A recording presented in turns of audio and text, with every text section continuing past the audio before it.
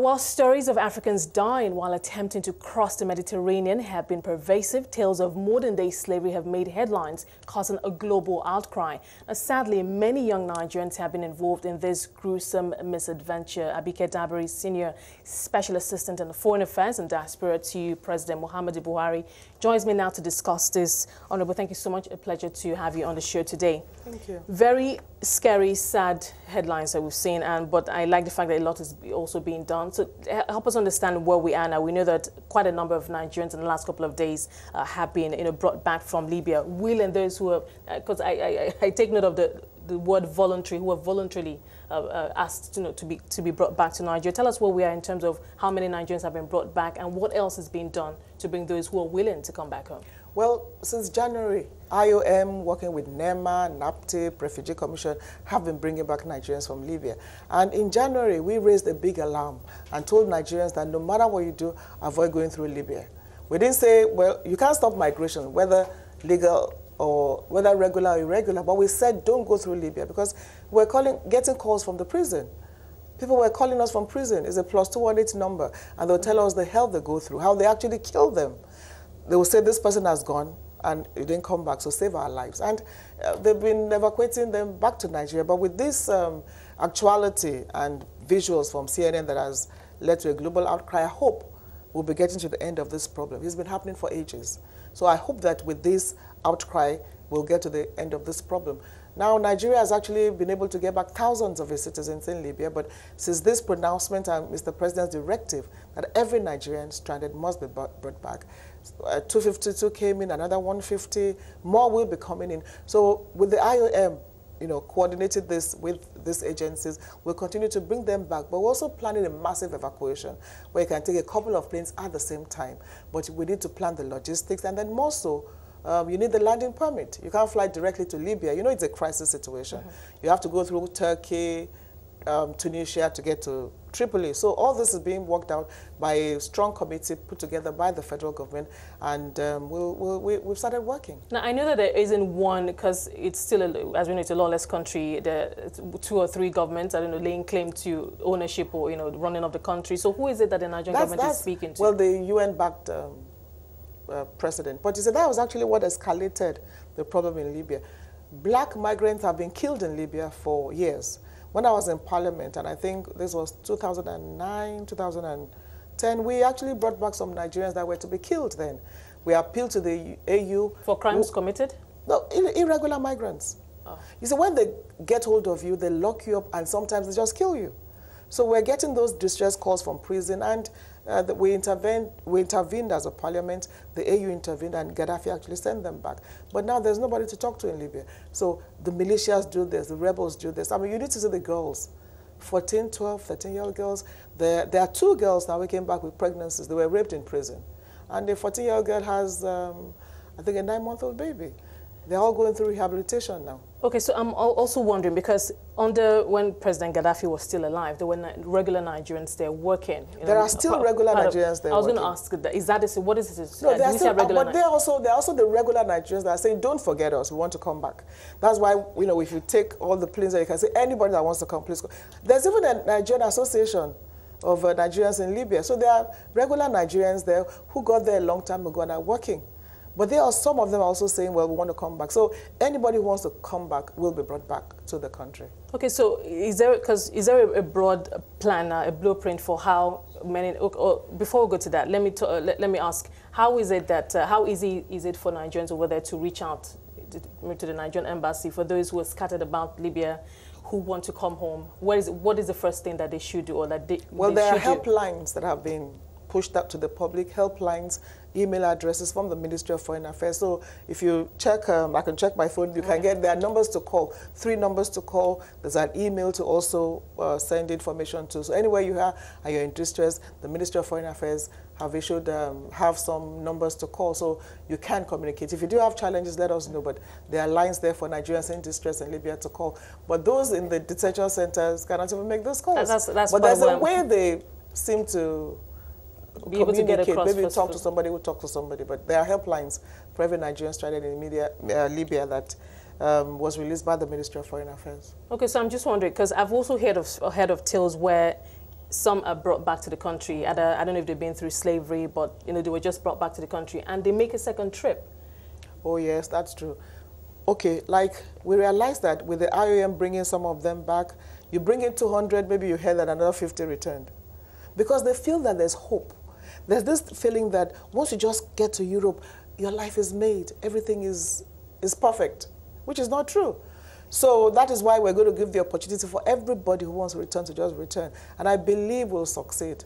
So yes, some do want to go back, but a lot of them, talk to them as they come now. Nobody ever wants to go back. Because things have gotten a lot worse now. But what about the traffickers themselves? I know it's a very sophisticated network of smugglers and traffickers that even Europe struggles to deal with. Even, I mean, the Libyan government also. But is there anything being done? Because there was the recent EU-AU summit, and there was more attention on, yes, policing and trying to get the migrants out from, remote camps. But I didn't hear that, statement on we are going to face the traffickers and smugglers, break the network of funding or whatever it is that they need, that they used to make this network. Yeah, the statement was made, maybe not strong or hard enough or loud enough, but here in Nigeria, the NAPTIP already have about 30 traffickers being prosecuted, and they are going to be prosecuted. Nigerians? Yes, okay. Here in Nigeria. But you see, it's a huge cabal from Nigeria, from the country of origin, transit and destination. They have a wide network.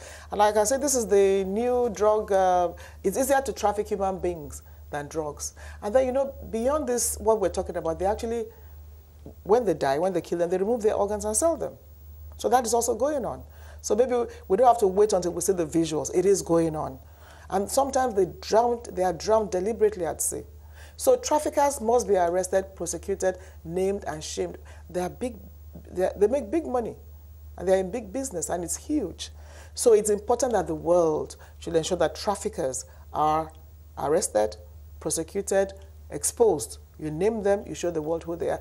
And unfortunately, quite a few of them are women. Yeah, because you hear a lot of madam. When they talk to you, they keep talking about the madams. So I'm just wondering, is Africa taking ownership of this problem? We've heard that it's multifaceted. Yes, because Europe is involved, they should also play a bigger role. But do you get a sense that Africa is taking ownership of this problem? Yes, international help is needed, no doubt. But do you think we're taking ownership? I hope we do. And Nigeria, at least, is taking ownership. Nigeria is going to ensure that, I mean, we have the largest number anyway. So Africa, should have intervened even before now, but better late than never. We must, we should, we have to. And you know what? We're in Addis Ababa for a global compact forum on migration, and a country like Niger has signed an MOU with the EU, so that when they do get hold of you in Libya or Morocco or anywhere, they're going to send you to Niger. Then you can start applying for your asylum from Niger. Okay. So they won't even take you to Europe anymore. So that's all the more reason that there has to be a massive awareness campaign. And we should seize this moment, this opportunity to get everybody out of Libya. There are some places you can't get to outside Tripoli, manned by rebels. Places like Benghazi, Suriname, Misrata, Seba. You can't get there. So what is the plan? Well, the plan is the AU has to do something about the AU and the EU to open up those detention centers that are right down there, deep there, outside Tripoli. Because the rebels don't even allow anybody to get there. And they have their own militias, men taking care of those places. So that is very critical for the AU to instruct and ensure that those centers are opened and everybody gets out. Okay, let's fast forward a bit now. For those who, I mean, they're being brought home, there are more plans to bring back more people. So what happens from then? I know the Edo State governor has put a plan in place. He's rehabilitating some of them, taking them into agriculture and all of that. So what is that? I'm thinking incentives to ensure that they stay put. Well, this time. First is the Edo State government. We've heard success stories from what they're doing. They actually at the airport, when they profile, they take their citizens, take them to Benin, and we've had good. In fact, one of them called me just yesterday. She has gone through a catering school, she's interning, and she got her first job outside Benin. So she's somewhere in Ogun State with orders to bake. And those good stories we continue to tell the public. So that takes half of the problem away. That Edo is at the airport to take its citizens. It takes half of the problem away. Now, some are sent to shelters, and then as they are in the shelters, they go through rehabilitation, the counselors talk to them, and then areas of skill, what do you want to learn? Then they take them through that. Some just go home. Some just want to go home. They have homes, they have families. And one particular girl said she was actually going to shoot her mother for doing this to her. She was very angry. So some go home, and then some go through other processes. Now the federal government is offering the Empower program. A few of them enrolled in the Empower program. Then there's the CBN Anchors Borrowers program. Yeah. Where you can. So we're going to be giving them numbers to call if you're interested. You can force them. Then there's the G program too, the entrepreneurial program of the federal government, where there will be access to some funding to start a business. If you can afford $4,000 pay to go abroad, you might as well do something worth it here. True. What about awareness campaigns within Nigeria? I mean, there are those who are still, sadly, and I don't know how, I can't wrap my mind around it, but they're still planning to go. They're still saving up money to go, despite the stories they've heard. Are there awareness campaigns led by the federal government, or maybe even at the state level? Absolutely. NAPTIP will be leading that, which is the Agency for Traffic. And I tell you about my driver, who still, just 3 days ago, he was buying something from some woman, and she was talking about looking for 35,000 naira to balance payment for her daughter that is being taken to Europe. So he said, haven't you heard all this Libyan thing? It's like, all she knows is that the daughter is going to Europe. So nobody tells you you're going through Libya or something, it just happens. So massive awareness is key. Go to the communities, which is what NAPTIP is doing with the National Orientation Agency. Go to the communities. Do you think it's well, enough? This time around, it's not about talking. Go with the megaphone. You know, as we used to do in those old days, Radio Future. Just go there. Talk to. Just go with those megaphones, with flyers, with pictures, and say it's not worth it. Edo is doing a lot of that, and I think they should do a lot more of that. So if that goes around, I believe that some have their mindset. Their minds are made up. No matter what you tell them, they're going to go. But hopefully, with this outcry, we can be able to reduce irregular migration. And then one thing the EU has to do is, again, you can regularize irregular migration. There are migrants that are already there. You can regularize their papers if they're working there productively.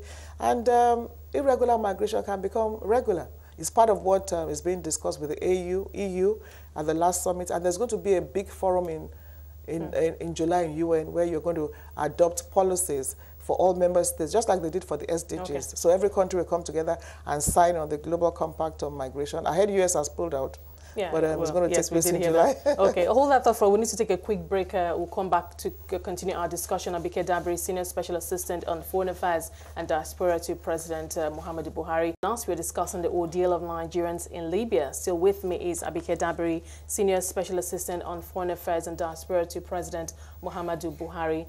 Thank you so much for still sticking with us. So let's talk about one other headline that was in the news for a while, and it was quite controversial, still with the whole, transporting migrants across the Mediterranean Sea. 26 Nigerian ladies who drowned in the sea and were buried by the Italian authorities. I mean, social media just, was blown up, and there were, arguments back and forth about what the proper response of the Nigerian government should have been or was not. But let's hear from you. Well, 26 girls, 26 Africans died at sea. 3 have been confirmed to be Nigerians. Okay, so we don't know that all 26 of them, because it was said that all 26 of them were Nigerians. No, we don't know. 3 are confirmed to be Nigerians, okay. So we don't know the nationalities. But that doesn't even matter. They're Africans, they are girls, they are dead. But, we just have to set that record straight. Now, Italy told NAPTIP, was communicating with Nigeria, okay, and said that the burial will be 26th. But then, we just saw on television that they were buried on the 17th. Which was 9 days earlier. So there's no way any government representative would have been at the burial because they didn't know. So I wrote to the Italian embassy asking for clarification, and they wrote back apologizing for the mix-up. That's what they said. That was why there was no representative from Nigeria or any other African country at that funeral. Because nobody was told. They said 26th, they will be buried, and they were buried on the 17th. They apologized for the mix-up and promised that, well, if you want to exhume the bodies, you can exhume them. But, I mean, come on. How do you know which bodies are being exhumed? So I don't want to go into that now, but we were very upset about that, and we had to make that clear that you couldn't have buried them when you didn't even let us know. So why the hurry? Is there anything to hide? But the Italian embassy replied and said, we're sorry, but we'll do everything to ensure that we all combat this trafficking at the same time. So that puts that, but we can say authoritatively that 3 are Nigerians. But we can't say the same thing of the remaining 23. But like I said, whichever way, they are young girls and they are dead. And which brings to the issue of the fact that, we really need to deal with this issue of trafficking. Now, still on the issue of trafficking, I mean, it's all about numbers. Those who have crossed, the number of people who crossed, who died, or who were stranded. Do you get cases of maybe directly to you or NEMA or the IAM, in terms parents or relatives calling to say that, you know, I know that my relative, my daughter, my cousin went on this journey, has not returned. So are we collating, do we know, are we putting these numbers together to get a better picture of what we're dealing with here? Yes, we do get pockets of it. Some of the parents believe that their children are out there, they're not dead. But like a mother called and said, they told her that she can't hear from her daughter for the next 3 months because she has to be somewhere for 3 months. And that the trafficker was actually still calling her, assuring her that, don't worry, your daughter is somewhere, but you can't talk to her for 3 months. So there are cases like that. And like I said, there are helplines, and the relevant agencies are communicating with such families. So yes, you see, these traffickers, they know them. They talk to them. And there's a whistleblower policy by NAPTIP. So if you know a trafficker, blow the whistle, because they are destroying our future. And they are rich, they are powerful. Let's talk about other Nigerians stranded elsewhere. We know about Libya, but then Asia is becoming a bigger story too. We know it's been happening for years now, but it looks like it's getting worse. The numbers are growing, especially those on death row. What kind of communication do you have? The numbers are not growing, but there are some on death row. Okay. And, you know, most of them are drug-related offenses. In a lot of countries in Asia, penalty for drugs is death. It is their rule. And we tell Nigerians, if they catch you, if you're caught for drugs, and the rule says death, there's really nothing we can do. So we try to warn them before they leave. I was in a Brazilian prison some time ago. We went to see the women there. We had 44 women in Brazilian prison. But we went to see a 72-year-old woman who was to be killed, who was arraigned for drugs, you know. But we got out of prison under house arrest, because that's what the Brazilian law said. But that's when we met all the women, and it was very touching. I mean, these are mothers, you know, they could have been anybody's mothers. You know, so mainly drug-related offenses, but the penalties for drugs in most Asian countries is death. We had 21 or so in Indonesia. 2 or so have been killed. There are still some on the death row. We keep appealing, but they keep saying, well, it's our law, and there's nothing we can do about it. So my appeal to Nigerians is, obey the laws of other countries. Because if you're in China, we have a few in prison, and in fact, there was a time about 22 bodies were had to be burnt, cremated, because they didn't know the names, they didn't know who they were. They were just Africans, they didn't know. Yes. So do we have a number of, do we know how many across the globe are in prisons, or just ones that maybe they reach out to the Nigerian government and we know? No, each embassy, you know, has the data, but the highest number would be from places like China. We have about 500 in India. We have about 400 and something in South Africa. So it's country to country, but those are the numbers we've been having. So it's not like it's higher or something, but they are there. But I'll tell you something. If one Nigerian commits a crime, 10,000 are doing great things. So I don't want us to stereotype Nigerians. So if one Nigerian has committed, I was at a function and the guy went on and on, 419, and I said, you know what, you've said everything. But what you just said is not a Nigerian address and doesn't have a Nigerian name. You know, the issue of fraud and all that. For the person who falls for the fraud side is also guilty. Somebody promised you $1 million and then you get this. So it doesn't have a Nigerian name and address. But Nigerians are doing great things everywhere in the world. Wherever I go, I'm proud to be a Nigerian. There's nowhere that Nigerians are not excelling. So one of the things we try to do, we have a diaspora policy now. We have a diaspora commission. When it will be set up, I don't know. But those two things are in place to ensure that we tap into the enormous potentials of Nigerians in the diaspora. 70% of black doctors in America are Nigerians. The association, they are Nigerians. In fact, there was a particular hospital that would have closed down if all Nigerian doctors and nurses left in America. So we have Nigerians doing great things all over the world. So we want to ensure that we tap into those enormous, enormous human resources for the progress and development of Nigeria. Okay, what about those who are in distress, maybe not maybe just suspected of committing some crime or something, and they're in distress and they feel like they've not been properly represented, they don't have the proper counsel. Are they able to reach out? Oh yes, once the information gets to us, the Ministry of Foreign Affairs, my office, we all work together on this. And there's a particular case now in America where the young chap was accused of sexual assault, and from all indications, he didn't do anything. You know what's going on in America now, and he's a very good student. He's on honors roll, dean's roll. So we're trying to see what can be done in that regard. I mean, the law would take its course, but give him fair hearing. So there are cases where we had to pay a little amount of money, maybe to get the person out on bond. So when we get, and then there are some little crimes that you really can't get out. The embassy intervenes in cases like that when it gets to their attention. So yes, it can be overwhelming sometimes for some of the embassies, but more often than not, they try to intervene. When it gets to our attention, we do all we can to intervene. We don't solve all the problems all the time because there are some that are unsolvable. But we do intervene and say what can be done for Nigerians in distress. And like I said, there are helplines, there's an email address, SSA at Diaspora. Is that widely known in terms of awareness? Yes. Does the average Nigerian who finds himself in that situation, wherever in the globe, and says, okay, yes, I know that I can reach out to the Nigerian embassy and I will get help? I'm sure we can do better, but the embassies are trying. There are some, some are doing better than others. There are some cases where you can't communicate properly, but these are new ambassadors going out now. Okay. So with the new ambassadors that we're having in all countries, it's part of what the directive they were giving. You are there to ensure that you protect the Nigerians there. So make it possible. Open your lines of communication so that Nigerians abroad can be able to reach you. So we have a new set of ambassadors, and we are hoping that they will change whatever was happening in the past and actually be there for Nigerians in those countries where they're supposed to take care of them. Now, I know that especially with this Libya slavery issue, a lot has been said about treating the symptoms and not treating the root causes of it. We know what they are in unemployment. Some might say greed also in some quarters. But in terms of your thought, now this is just listening to your thoughts now in terms of what we can do as a government, because I was just thinking that at that EU-AU summit, it was quite clear. It was almost like the elephant in the room. The Europeans looking across at the Africans and say, you know what, if you guys had your houses in order, these migrants will not be coming, washing up on our shores. So in terms of your thoughts on what we should begin to do to address some of these root causes? There's no doubt that leadership has been an issue in Africa. In fact, when I was in Addis, one of my comments was, I want a situation where Africa will be so developed. Africa will be so good that Europeans and others will be migrating to Africa and not the other way around. So there's been a challenge of leadership. And African leaders must do everything to provide leadership. And the major problem is corruption. And I keep saying everybody should join President Buhari's fight against corruption. Money is meant for infrastructure, for development, for schools, for healthcare, have been stolen, and nothing is happening to them. So we must join this battle against corruption. Yes, government must play its role, provide the basics, provide an enabling environment to make jobs available. This administration is doing that. By next year, you're going to see a lot of the JIP program, the NPower program, the social welfare programs that will be rolled out by this administration.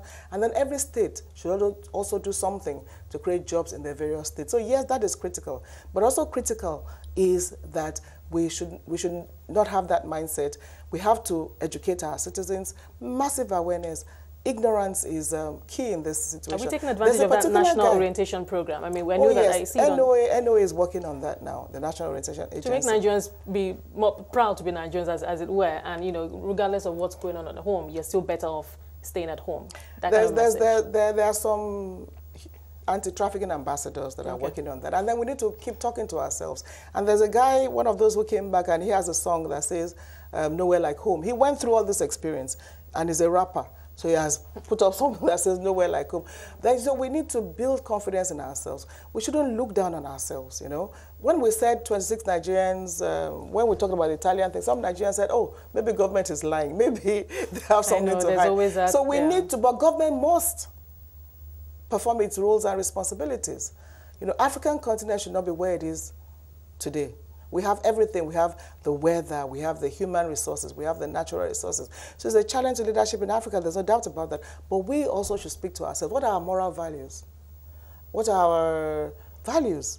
When a mother sells her property to take her own daughter and sell her away, what's the moral value? There was a young chap who was making shoes, and he made almost about 4 million naira, gave everything away, and decided that he's going to Europe through Libya. So massive awareness, and then believing in ourselves. And you know what? Nobody can do it but ourselves. America is not going to do it for you. Europe is not going to do it. We can only do it for ourselves. And I also encourage youth, women, everybody, participate in politics. Take a decision. Be part of who rules you. Get involved. Don't stay aloof. Okay, Abike, thank you so much. It's been an absolute pleasure talking to you today. We appreciate your time. Thank you, Esther. Abike dabiri, Senior Special Assistant on Foreign Affairs and Diaspora to President Muhammadu Buhari.